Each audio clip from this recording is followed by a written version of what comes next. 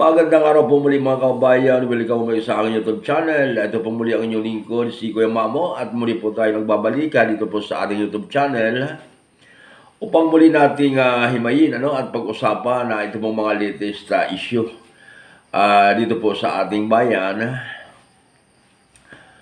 At bago natin tunguhin mga kabayan yung ating paksa sa araw na ito, ay binabati ko muna po ang ating mga kabayan Luzon, Visayas, Mindanao at ang ating mga kabayan nariyan sa ibang dagat.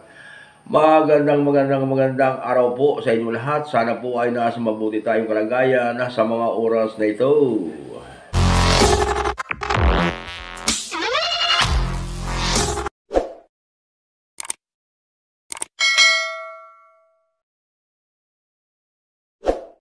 Well, mga kabayan, sa araw pong ito ay bibigyan po natin ng reaksyon at opinion na ito pong mga narratives at ito pong si Epifanio Labrador dito po sa kanyang latest vlog sapagkat dito po sa kanyang vlog mga kababayan ay pinasalamatan niya po itong mahal na Pangulo BBM at ito pong si Speaker of the House Romualdez at tila binigyan po ng pabor ng dalawang may pinakamataas na posisyon dito po sa ating gobyerno. Ito pong si Epifanio Labrador. Kung ano man po mga kaubayan, yung pabor na yon ay si Labrador lang po ang nakakaalam. So hindi kaya mga kaubayan manggalaiti na naman itong mga kritiko dito pong si Epifanio Labrador.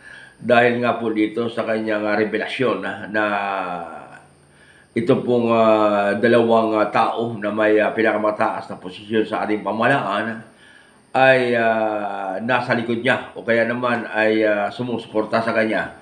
Dahil yun po ang sabi ni Labrador ng mga kaubayan. So hindi kaya lumikha na naman ng matinding issue dito po sa social media, ito pong revelasyon ito ni Epifanio Labrador na sa kanyang pakikipagdigma sa kanyang adventure sa buhay ay ang nasa likod ay ito pong si Pangulong BBM at ito pong si Romualdez. At kapansin-pansin po mga kababayan na dito po sa huling vlog dito pong si Epifanio Labrador ay hindi na po yung pamunuan ng INC ang binira nito pong si Labrador, kundi ito pong pamunuan ng dating Pangulo ng Republika ng Pilipinas, ito pong si Digong at ayon po dito sa ibang mga komento ng mga kritiko ni Epifanio Labrador ay nabahag na raw po ang buntot dito pong si Labrador dito po sa pamunuan ng Iglesia ni Cristo. At marami pong mga kaubayan ang nababasa nating mga negative comment patungkol po dito kay Labrador dito po sa iba't ibang mga vlogger ng miyembro ng INC at dito makikita natin na ito pong si Labrador ay tinanggalan na po ng maskara ng iba nating mga kasamahang vlogger at dito ay makikita natin na si Labrador daw ay talagang malapit na masukol at kaya naman po ito pong si Labrador mga kaubayan ay tila nababang na raw po yung buntot dahil talagang nalalapit na ang pagtatapos ng kasaysayan nito pong si Epifanio Labrador. At dito po mga kababayan sa huling vlog nito pong si Epifanio Labrador ay talagang pinagkalooban na naman niya ng malulutong na mura at mga masakit na salita ito pong former President Digong dahil hindi po naniniwala mga kababayan dito pong si Labrador dito po sa pakiusap dito pong si Duterte dito po sa administrasyong Marcos at ito po mga kababayan ay patungkol po dito sa darating na eleksyon ngayong Mayo. At nakikiusap ang dating Pangulo na bigyan ni Marcos ng patas na laban ang darating na halalan. So ang ibig sabihin mga kababayan, huwag daw pakialaman ni Marcos yung eleksyon ngayon dahil kapag pinakialaman nito pong si President Bongbong Marcos, itong halalang ito, ay natitiyak ni Duterte na walang papasok sa Magic 12 dito po sa kanyang mga kandidato. At dito mga kaubayan, sa pananalitang ito ni former President ay talagang hindi na po tayo pwedeng malusutan. At maging ito po si Panyo Labrador mga kaubayan ay talagang hindi na po pwedeng palusutan ng mga drama nito pong si Duterte, sapagkat alam naman natin yung ugali nito na kapag ito po ay nagsalita ay maaari kabaliktaran at pang-iinsulto ang makukuha mo rito.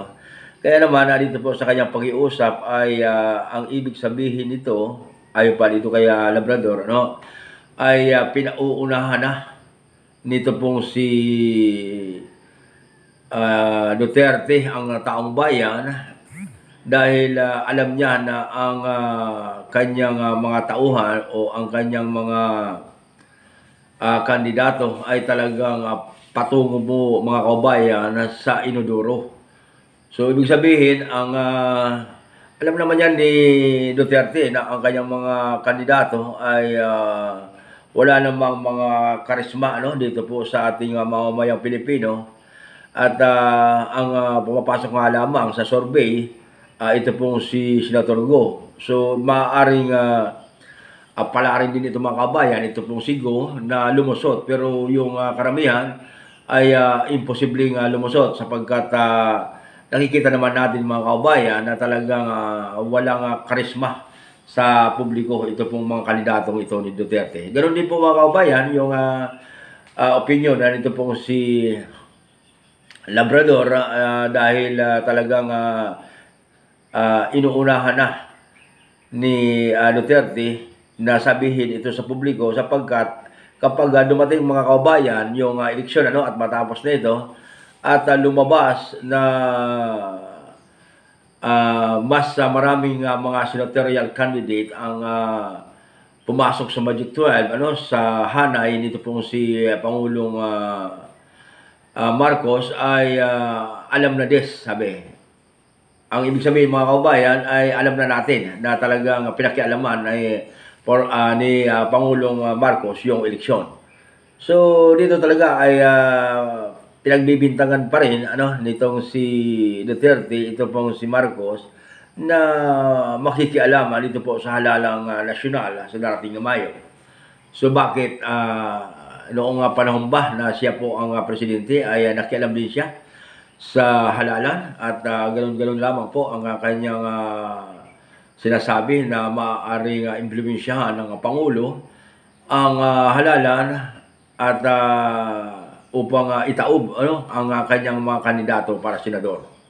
Mga kababayan, bigyan po natin ng komento ito pong sitwasyong itong nagaganap dito po sa buhay ni Labrador, sapagkat tila ba nababahag na ang buntot nito pong matapang na vlogger na ito, at aatras na ba sa pagkikipagdigma ito pong si Labrador dito po sa pamunuan ng INC.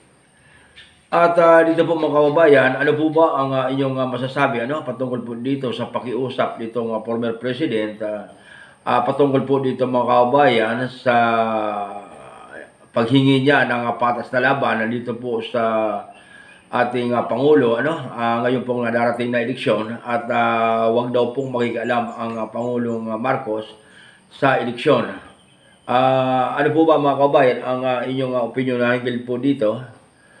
At comment down below mga kaubayan, at magsasaw tayo sa usaping politika dito po sa ating bayan.